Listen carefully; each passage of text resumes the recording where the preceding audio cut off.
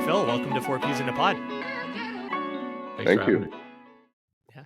Rami, I don't know about you, but JP and I are having some serious nostalgia.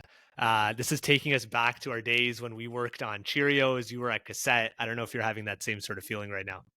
Oh yeah, I haven't seen both of you guys on a screen for what, 6 years now, maybe 5 years, but it's good nostalgia. These were awesome days, and working together on our Cheerios. This was like these were the days. Yeah. And now we can say that because in the moment, it was definitely not the days. It was early pandemic. We were on like 10 calls a day. Rami, I'm blowing up your phone at 10 p.m. at night. I was that annoying client. These was the first client that I actually had like a personal relationship with, and we were like talking, after the meetings and checking in before the meetings to a point where like accounts people are like, hold on a second, what's going on? But it was a great thing to have because like I do believe that like when you set up a meeting and you talk to your client and just get them in the mindset of what they're gonna see, and then talk about all the stuff that went in the meeting, you just establish a bit of like a shared point of view on the work. And I think from there, Phil is now, him and I are texting each other all the time. So it was a good precedent. I was going to say, yeah, we were the dream team, and now we're on the outside looking in, Phil. We're jealous of what you guys have going on between Skip and Courage. It's incredible. Totally. I've taken his top spot for 10 p.m. calls. I love hearing that you're still talking today, though, because it is some of the most exciting stuff we're doing with Rami and the team at Courage right now. 100%. And that is a good segue into the new format that we're testing out today, which is called the DeBrief. Rami, I think I pitched this to you a year ago, so I'm excited that we're finally bringing it to life because I think it's a really interesting concept. And the concept is basically that JP and I are going to look at some of our favorite campaigns that are in the Canadian market, and then we're going to chat with the brilliant marketers behind them.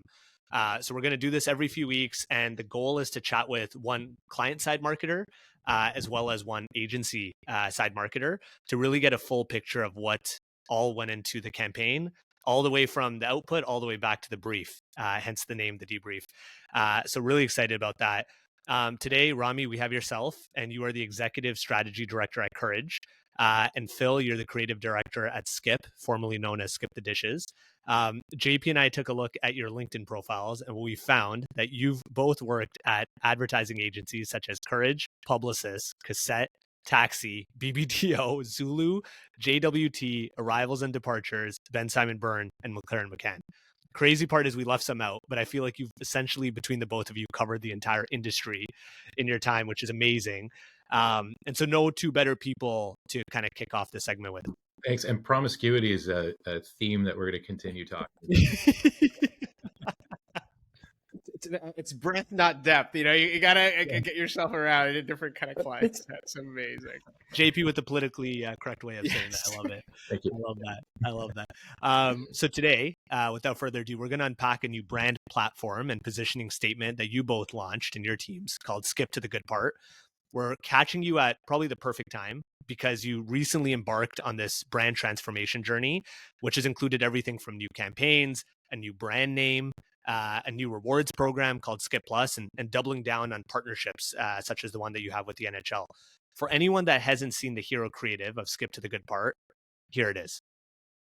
We're just wondering if you could squeeze this in and out. I'm sorry, we're booked out. Hey guys, I'm so sorry. I couldn't help it overhearing. It's Jon Hamm. I think I can help.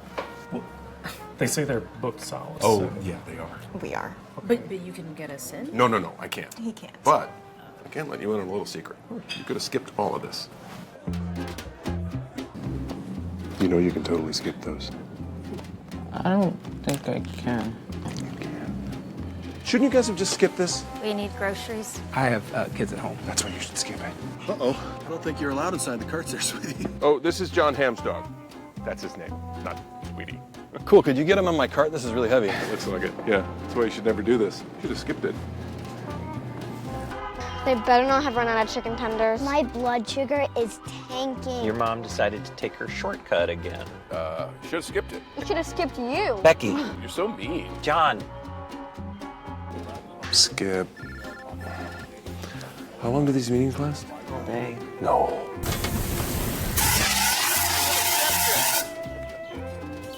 Could have just closed the hood. Good. Ooh, Billy's here. Bill, great to see you. How long has it been? Like 30 minutes. Be honest though, you missed me, huh?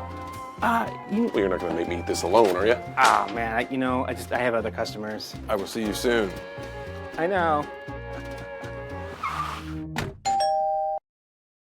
All right. So first part of the debrief here, like any good brief, we need to talk about the context, right? Because no good work starts without kind of understanding what a brand is going through, and certainly Skip has gone through quite the transformation, even in the last 5 to 10 years, right? Certainly at the beginning of it, it was just about awareness of this service as a whole, similar to other competitors in this space.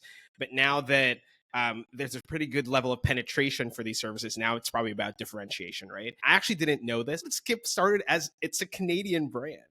And part of kind of this broader Just Eat Takeaway kind of global company here, where it started with Canadian work, then global work that was being localized, but then now going back to its roots and really building out the Skip brand with a recent rebrand as well. So Phil, can you fill in the gaps there in terms of the context and what your team is going through right now, and why this kind of idea for a new brand name and also a new campaign coming out? Yeah, we have a wonderful Canadian tech story. It's a couple of Saskatchewan boys. They started the company in Winnipeg because Winnipeg it's a contained market where you could start it, and it spread like wildfire. We, I like to say our roots are very disruptive. That was 12 years ago, so people had pizza delivered, and that was about it. And so it really was a category for Canada. We were a disruptive brand. Our work was very much the same way with the original campaign. We were a bit of a shit disturber, and we love that. Everyone loves a challenger. And so what happened over, I guess, the last 4 or 5 years is our competitors came up here. Uber, DoorDash, they spent a ton of money to get into the market. They had some huge penetration just from ride sharing alone for Uber. And so it was an opportunity to come back to our challenger roots, and how do we establish that again? They also had really deep pockets. So you think of, Warren Buffett talks about Coca-Cola having their brand as a moat. And we saw an opportunity to create a bit more of a moat with the brand that people love. I couldn't go 5 minutes into a conversation, whether it was at the hockey rink with my kids. As soon as I say I work for Skip, they'd be like, "Oh man, I love those Jon Hamm commercials." And so that was one of those things where it's like, wow, there was some real magic about that. And it wasn't just Jon Hamm, it was the things we were saying. He wanted to be Canadian. He talked about the Sudbury dinner jacket, or the Canadian tuxedo. I used to call it the Sudbury dinner jacket, but denim on denim is our thing. And we had all these great, wonderful inside look at, Skip the Dishes. Even the name itself was like, it was talking about removing the pain point, the dishes part. And so we had some great stuff to build on. And over the years, when we got more investment from global Just Eat Takeaway, they were doing work that worked more in Europe, where they were the number one brand. They didn't have to challenge like we did. So they produced work for the whole market that was a little more for that side of the pond than this side. And so it was a great opportunity for us to say, how do we take that back? How to create the moat? How do we get back into the hearts and minds of Canadians? And there was a real advantage to our name. None of the other markets, we have, Menu Log in Australia, Just Eat Takeaway. And so we had something in our name that was always there. When you have other brands trying to make their name a verb, Uber usually means I'm going to go places, and dash that, I feel like it's very contrived. Whereas you should skip it was kind of like this blinding glimpse of the obvious. And it was a breath of fresh air when Rami and the team from Courage came in and said, again, the blinding glimpse of the obvious kind of stuff is the best stuff. It has a lot of legs to it. So I don't know. I've ended up taking up a lot of, I trying to compress literally 12 years into. We met with me and the team. When was it? December 23. And we told them our problem and spent the next 9 months birthing the Skip to the Good part. Wow. Side note, we got to chat about the Sudbury dinner jacket. I have a lot of questions. I feel like I've gotten a real sense of your fashion style outside of this. I'm not seeing it today, but I love that. And I also really like how you painted such a picture and really set the stage for why this transformation was needed now. Love what you called the blinding glimpse of the obvious, because I think, especially with the made in Canada sentiment in Canada right now, there's been a groundswell. And it does seem pretty obvious to say, yeah, we're going to lean into our heritage and what our key differentiator is. But maybe at that time, it wasn't as obvious, especially since you were doing a lot of these global adapts with Katy Perry and Snoop, et cetera. We've seen a lot of companies face that pressure to adapt from global. And you guys took, I'll call it the courageous decision to lean in before everyone was talking about made in Canada. Was there any pushback, Phil, like as you guys were chatting about this internally, just even at a high level? Oh, absolutely. There was tons. Like it was efficiency over many markets, and the one size fits all. It's good when you're a leader in the market, like I mentioned, but what was challenging for us is that we weren't the leader and we were continuing to lose ground with that in the marketplace. And there was this kind of celebrity arms race too. We had Uber bringing in all kinds of celebrities, musicians, artists too. And so, the work that we got when, had Snoop, it wasn't bad work. We had Katy Perry, but it didn't connect the way our original campaign and the way that our position in the marketplace is. We had to go out there and actually put the, I just put my elbows up, but that's not relevant for this one.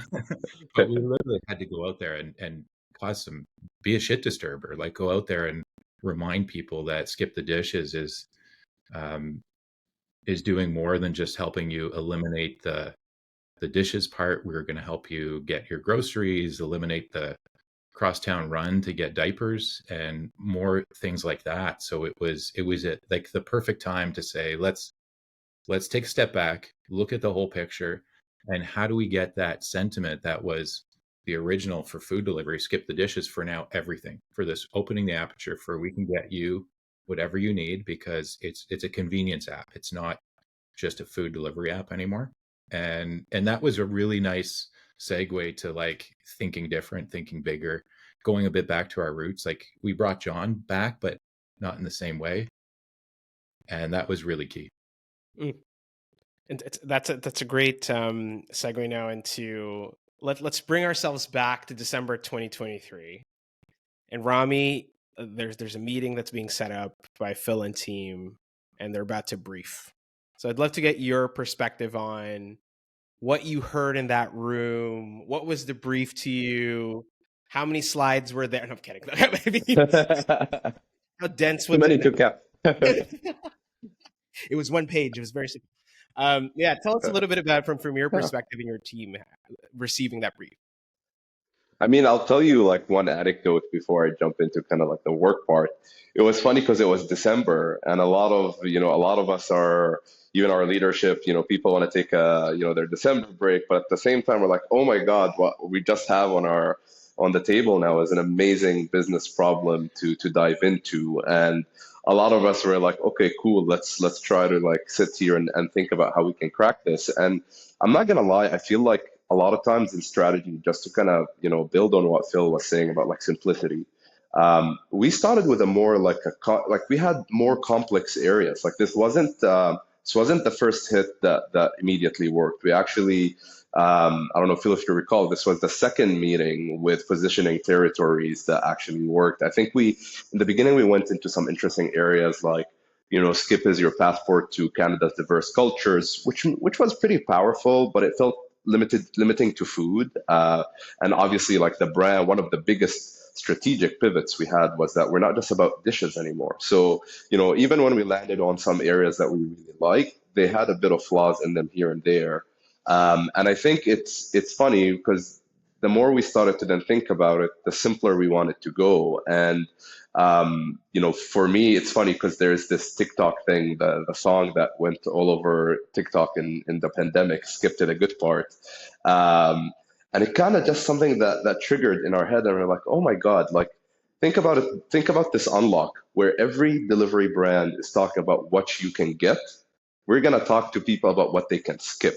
But through that narrative, to Phil's point, you are doubling the equity of your brand by using skip as a verb. And you're also now finding that tension, right? What are you actually skipping? What are the things that we're going to help you skip? And I always say this, like kudos to the skip team. A lot of brands may see that, oh, we're highlighting the negative. Why are we talking about the negative? But for me, it's like when you dial up the negative, you show the role that you play in people's lives. And I think that's what we loved about Skip to the Good Part is it took us back to the roots of the brand. Yes, it was called Skip the Dishes, but the dishes was just a cue to the things you don't like to do. So we stayed true to that name, but we just expanded it to kind of skipping all the BS in your life. And I think the one unlock that we got on this strategy is the word micro stressors. Like we all face big problems in our lives. We all face, real problems. But I also think there's the small everyday things like going to Costco on a Sunday or going to standing in line at a grocery store or trying to find parking at a busy restaurant. These are the everyday moments that actually irks you, and the compound effect of them takes a toll on us. And that's why we loved Skip to the Good Part is we're not going to solve all of your life's big problems, but we're going to actually go there for the small wins and help you skip on those things that kind of deplete your happiness and make you feel kind of like irritated over time. I should say too, a year before Rami and the team walked into our boardroom, I was trying to buy that song on TikTok, but it just wasn't quite right. It was being used for travel ads and stuff. And I will say when the team walked in, we said if anything, our 3, 4, 5 word equity was shortcut to joy.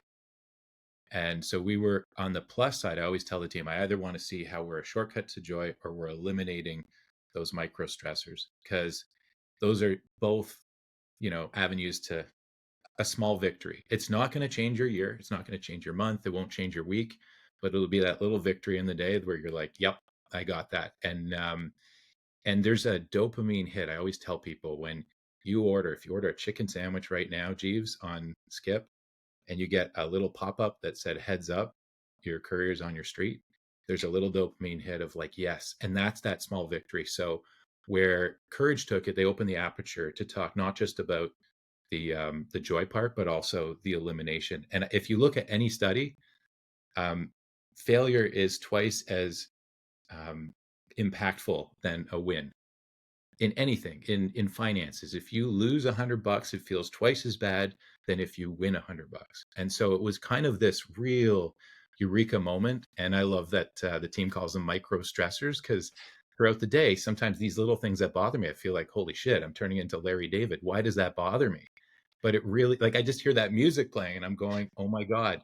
But everyone gets it. The thing about that kind of style is if you look in our commercials, those scenarios, and different people have different favorite ones. I happen to love the kids in the back seat because, I got kids. They can own you sometimes and just get on your nerves. And I just felt like everyone has different things that they react to, but we've now started a conversation and we own that conversation.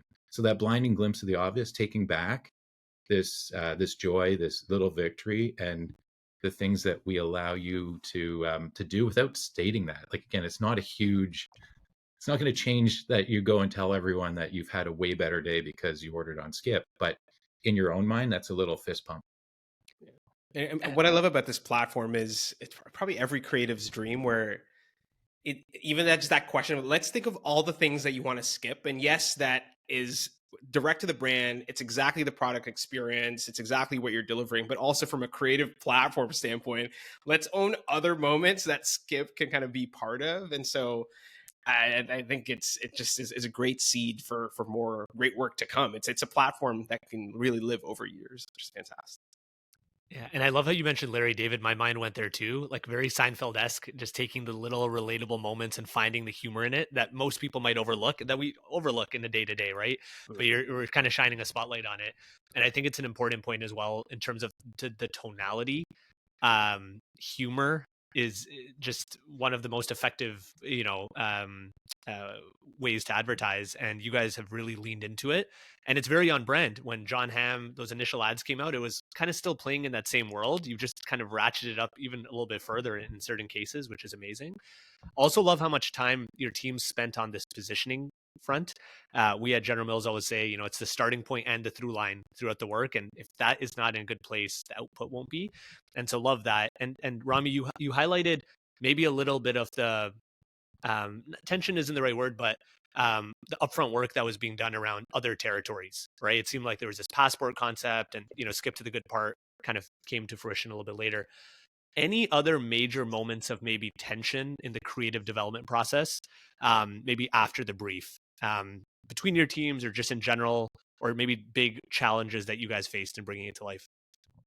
I think there were like a few tensions. I wouldn't say in the positioning. I think once we landed Skip to the good part, I think it was like this aha moment, right? It's like, Mm-hmm. oh my God, I think we landed something. And I'll say this, you can tell immediately by the eyes of the people in the room when you've unlocked something that they actually believe in, but now you found kind of this like crystallized articulation of it. Because I don't think Skip to the good part was a revelation. It was actually something that a lot of, as Phil was saying, it was something that's playing in the minds of everyone who touched the brand. It was more kind of this like, yeah, this is how we can say it, and this is the thing that we can own up to. I'd say where things got a little bit more tense is now the pressure. You landed an awesome platform. What's the best way to activate on it? And I think, there were so many conversations I think that we've had. Do we need a celebrity? Should we not do a celebrity? One of the things too, like we've explored it in various ways. We had mostly humorous areas that brought Skip to the good part to life. But we also had areas that maybe were, one or two that were more sentimental. But we always felt that Skip was a brand known for its humor. Like they've always done humor so well. So then when we started to see the concept that you saw in TV, which is should have skipped it, which is, obviously the continuous reinforcement that Ham says through over my favorite vignette or spot scene in the spot is the condom scene, which I think was kind of hilarious. But I think that's where we were starting to think, we've seen versions of the work without Jon Hamm, and then we've seen versions of the work with Jon Hamm. There were other celebrities in the conversation. But that's, I think, where a lot of the dialogue was happening is how do you bring this concept to life? And what I would say, like, what I really want to emphasize is, although Jon Hamm was like the big guns we brought in to launch this platform, Skip to the good part is so much bigger in the sense that, if you look at the packaging of carriers who work for Skip, if you look at the store signage that's on, partners that we work with, even if you look at a variety of our other campaigns since that platform, you start to see that Jon Hamm is the big guns we brought in for launch, but he's only kind of kicking off this awesome platform that then can come to life in different ways. And sometimes at Courage, when we show like 5 ideas, we would basically say sometimes it's not just about picking one; it's about picking which one you want to do first. And we feel that with this platform, there's a lot of things that we can continue to build on. And I think like having worked, for example, on the Versus platform for Sick Kids, that's something that's like I can do year 1 and year 2 and year 3 and year 4. And that's our ambition with Skip to the good part is it's, Jon Hamm is a great vehicle to deliver it, but it's not exclusive to that. And there's so many other ways that we can bring it to life. So I joined Skip in 2021 and we were in the middle of COVID and we had to do something for the NHL playoffs. And so I think I actually wrote a script at the time. I did. And sent it to John. He wasn't available with the 5-day, what was it called, where you had to sequester for 5 days. So COVID didn't let us use Jon Hamm. And there was a great moment because as a creative director at boutique agencies, I always said to my teams, a celebrity is not an idea. Do not bring me an idea that hinges on a celebrity. They're wild, they're wacky, they can do shit you don't want as part of your brand. So bring me a bigger idea. And we did playoff pants and then we did tarps a few years later. And we had that Canadian humor. I love listening to Spit and Chicklets. That's a Canadian podcast. Actually, it's an NHL podcast. They're in the States half the time. And they always talk about Rick from Red Deer. So our hockey work needed to work for Rick from Red Deer, not just for Toronto. But the point about the celebrity was, we look for spots that were going to be universal, that could carry on whether it was anyone. In the back of our head, we kept thinking about John, and it was funny because that would be a big turning point, Rami. Like when we said to global, we're going to shift from doing global work, we probably should bring a celebrity that had relevance here in Canada. And the first batch that Courage brought to us was, there was an Australian, there was, an American, and we were kind of going like, we can't go to global and say we're not using Katy Perry because we're going to use this Australian. Like, it just didn't match up. So we kept saying that whole, like, within a nanosecond, people were asking, what about Jon Hamm? If I could get a tattoo on my arm, it would be WIIW. What if it works? So I said to him, what if it works? What if you do something and people compare it to the old stuff? Maybe it'll be better. Like, that's the challenge. And you guys are ready for it. This little agency, Courage, at the time, like, I think you're maybe 2.5 years old now. At the time, you're only a year and a bit. And they'd been working on like campaigns, but we're like, no, we want the whole brand. And I was asking, it was funny because I was briefing the guys for like the design pieces that'll carry through, not John. Like, great, if John carries through, that's a decision we'll make later. But the design pieces, the mnemonic, the Hinset, speed and trust, those were the things that those elements are going to carry on. And so it was a really, I think it was a turning point in the relationship. And then again, voila, the work came out, and nobody was saying that's, that no one's comparing it to the old work anymore. And on the positive end for creatives, they got to go to Los Angeles, shoot with Jon Hamm. Meanwhile, us strategists stayed back. But I will say Phil was very kind to bring me a signed script, kind of framed, signed by Jon Hamm. And I argued quite a bit with my wife on putting it in the big shelf next to the TV. I will say I'm victorious so far. It's still there. So we'll see. I'll keep you posted. But that's definitely to Phil's point. Like, well, this is just a sneak peek into a lot of the dialogue we were having around this conversation of like celebrity, no celebrity, who do we tap into? And I think while Jon Hamm may not be Canadian, he does have a lot of equity as the person who was, a Skip spokesperson in the past, and also trying to act Canadian. So that was kind of our way of cheating the system, but in a way that worked for our favor. Yeah, that's an incredible story. I'm getting goosebumps hearing about kind of the inception of this work and hearing all the conversations that we're having that you guys were having behind the scenes. Also including, Rami, the conversations you were having at home with your wife around this script. So that's an amazing story as well. And I think, Phil, you hit on a really important point. I think when we look at a lot of the work in the US, a lot of it is very celebrity driven. And that is the driving force behind the ideas. And what I love in Canada is sometimes the budgets might not be as large. Sometimes there's more constraints, and that actually leads to more creativity. That leads to better insights and better ideas. So I think it's a really important point that you mentioned. We'd love to just dive into very quickly, in the time we have left here, just how the campaign has come to life. You mentioned the kind of the hero kind of launch, or the hero creative at launch. I was just at the gym yesterday. On the TV, I saw this unbelievable ad from Skip. It was this woman who was trying to, I think, thaw like frozen shrimp. And I was just like working. I'm like, what? This is got my attention immediately. And then at the end it was Skip, and it all still ladders up to the platform. So can you maybe speak to how the campaign has come to life? Maybe highlighting some of the main channels or tactics. We would love that. I think you nailed it, Jeeves. Like, we were thinking, and I mean, like, when we were launching the Skip platform, we also knew about the importance of launching Skip Plus. And I'm sure Phil will probably talk to you more about the program and why it's a really cool loyalty program. But it was really important to us that we create a cohesive brand. And for us, like, what we liked about Skip to the Good Part is, we launched with Jon Hamm. One of the things I've never worked on a better out of home campaign than this one. And kudos to Phil and the Skip team. A lot of this was taken in house, and the lines, until now, I see them and I chuckle. The lines that you see on those like really busy areas in Toronto that remind you, like, you're experiencing the BS right now, and you see those lines like, DIY with the actual Y question mark. A lot of these things, I felt like I really felt like those lines were bringing the strategy to life. And then I would say, like, I don't want to go into really broad, but I think what we love about what we've done since then is the winter campaign about skipping winter and bringing snow plows to plow, the driveways for Canadians. That's a moment of BS that's extremely seasonal that only Canadians relate to. A Canadian brand has the permission to talk about.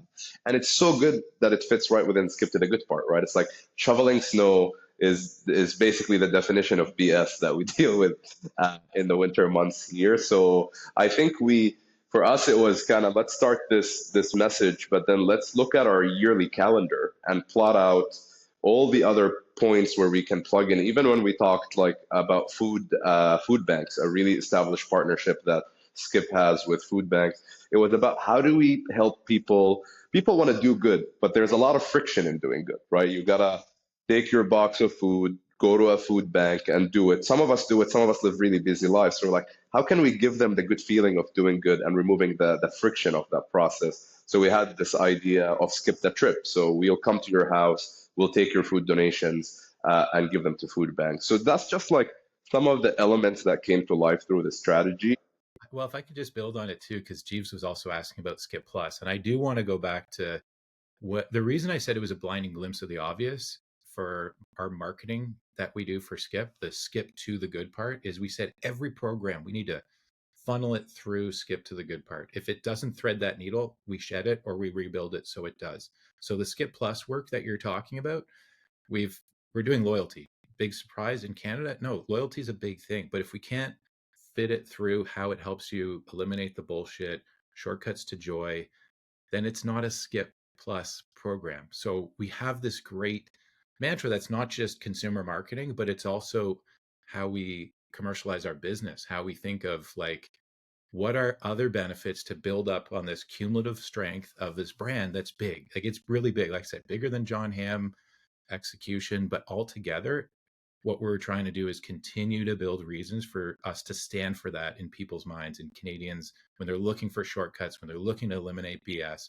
Of course, our programs will do that. So when you hear about Giving Tuesday, we're making it easier for Giving Tuesday. When we did some fun cultural moments too, Rami, like the Courage team came to us, and about 48 hours later, we had the campaign up when there was a rap battle between Drake and Kendrick. And one of the restaurants where Drake likes to frequent, I've been there late night. I tried the food for my first time sober after this program, and it was mentioned in the song. Well, guess what? They were on our network. So boom, Courage had an idea. I think we were on the road. Maybe it was even less than 48 hours later. So we have this incredible, not litmus test, but literally, like I said, it's the lens that we look at the world. If we can let you join in this rap battle, we're helping you skip to the good part. Let's go. Yeah, I love that you were just talking about, Phil, on the positioning, the tagline, whatever you want to call it. If that as a stamp cannot exist on a piece of artwork, activation, a partnership, it probably isn't aligned to the positioning. But I think that does require a really strong platform like this, Skip to the Good part. But I think it's just a testament to it. And looking at all the different creative articulation, some of the out of home that you were just talking about, and just like really strong work. And I just love how positive as well it is. Like it adds this extra emotion. Like, sure, a loyalty program, but this idea of kind of a good part. You're just, yes, you'll get some savings, but there's some element of, I think, that you can kind of play with, which is fantastic. And so kind of just going into the next section or last question of our debrief here is just about the response so far. So, the PR release was in October. It's been a couple months here. Phil, how are you feeling about the results so far? Do you feel like it's ultimately delivered on the brief? And how is kind of year 2, 3, 4 planning going so far for you and team? It's amazing. I love that question. I always joke, I've traded the agency life for a client side, and I remember when people said, "Oh, you've gone to the dark side." I'm like, "No, I've traded the cocaine for the RSUs." But I really believe that being on this side of things, you get a chance to see success, and success doesn't mean you're necessarily in an award show. No offense to award shows, but those are just like a little light bulb. Our campaign right now, all of our partners, with 50,000 partners on our network, they're dying to work with us. the groundswell of this cumulative power of all these wins recently with the snowplow, they were going crazy. So I'm actually getting phone calls from other clients that I've never met before that want to be part of something we're doing. That is the greatest testament. And then again, I go back to the wherever I am on the weekend, if I'm out for dinner with friends or at the hockey rink, and suddenly it's a little bit cooler that, you know, I work on Skip. And that is like, that's really hard to do in what was it, 12 months to make me feel cooler. So I think huge, huge credit to what we've been able to do together. And it goes beyond just our marketing. Like, that's what I mean. The whole company is really like, we took this as a rudder moment to shift, to turn, to go into this, and we're firing everything on all cylinders. We had removed the dishes from advertising a while ago, but now we've removed it from everything. And now we got everyone thinking about how can this new piece, you know, add to skipping to the good part? How can this new partner benefit our customers? You know, it's like real customer first thinking, which really helped because skipping to the good part is about them, not us. Mm-hmm. You know, it still takes more tech and more effort from our team, but when we think of that, then we know what we're working towards, and there are less versions of Skip. It's way more centralized now. Yeah, I love that. And I think normally when, you know, we think about, hey, did it deliver on outcomes? It's normally very consumer facing, brand health metrics, impressions, et cetera. And I love how you've also touched on employee engagement, partner engagement, like what this is kind of really bringing to life the power of marketing well beyond just the consumer facing elements. We have one final question. We normally have a section in our podcast called the hot seat. We ask a series of like 10 questions. We're tight on time. We have one question. You guys have touched on some really funny scenarios that have come to life in your ads. Is there one that's on the cutting room floor that was a little bit maybe too edgy? Anything that you guys can share? Geez, I can't remember because we say yes to everything. I remember when the team from Courage was asking me about the condom scene, and we were just looking at each other, and I think they thought we were hesitating, but we were kind of going like, shit, do we have condoms available in every market? It's more the execution. Can we execute this? Is it true? Yeah, I think they were thinking they were shocking us, and we were kind of more thinking again about the consumer. Like, oh, yeah, if we talk about condoms, we should have them available. I think, Phil, you looked back at the tattoo on your arm. What is it? What if we did it? Yeah, you're like, what if we just did? What if it works? Yeah. Honestly, like I feel the same way. I think that was the scene that we laughed the most about, especially because you know, the person who was presenting it to, she had like so much humor, and you can see that in the script. Both the team, Emma and Sammy, they've done a great job. But even in those presentations, I think one of the things we really loved about working with the Skip team is a lot of times we present them like a bold idea, and we're looking and we're like, how are they reacting? And in a way, there was a sense of poker face. Like, oh, these guys seem unfazed. Like this is way within their, you know, the parameters of like bold kind of work that they'd like to do. And if anything, sometimes those presentations, literally, like we end up laughing so hard while someone is going through the script. And I think what we loved about the Jon Hamm condom scene is kind of plays on this double innuendo. Like, yes, you actually shouldn't skip it, but you should actually skip it. So I think that's kind of where, even I think for Telecaster, they're like, okay, I guess we'll allow it because it's kind of like, it's pretty smart. It's a play on board with double meaning. So I think that's pretty much it. And I don't get to be on sets, so I'm sure there were some things in LA that were funny. But that for me was like the scene that we always thought is hilarious. The other one was like when that, you know, that little girl was like, we should skip you, and then it was like first person who talks loses. I felt like it was just some of these scenes. It's like you can tell someone who had this immature childhood situation in the car, just bringing it to life in a really funny way. So these, I would say, were like the funny moments as we were cracking the idea. Yeah, I do remember talking to the team in LA on the set about the condom scene. And I think, again, they were thinking I was being a bit prude. And I'm like, no, I just want to get this through Telecaster. It's not me. There's a lot pruder people out there than me that we need to make sure this goes through. But I will, now you jogged my memory. Rami, you guys presented a script with Shania Twain that was so friggin' funny. But it was a one-off. It was like we all loved it, but it was a one-off with the great Shania Twain, and yeah, it was really. I don't want I don't want to spoil it. I don't even want to tell it to you because maybe we do it one day, and then you'll get to see it. Well, all I can take away from this is I'm so glad we started the debrief with this, because this is, I think, a mark of a great client agency relationship as well. I can tell by the way they describe the process, the brief. There's a little bit of back and forth, but then also I think it's also great that